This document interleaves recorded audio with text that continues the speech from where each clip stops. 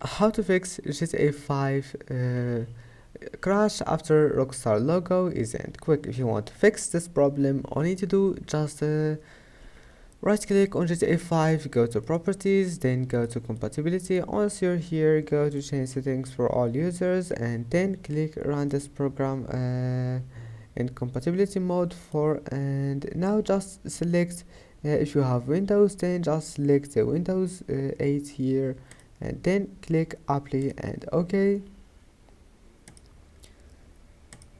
And I want to say that you don't need you need to enable those two options: disable full screen, run this program as an administrator, and then click OK and OK again. And now restart your PC. After restarting your PC, just close all the applications that you don't need. Click here and close all the applications that you don't need. And also you can close it from task manager if you want. And I hope that can help you. Don't forget to like and see you in the next video.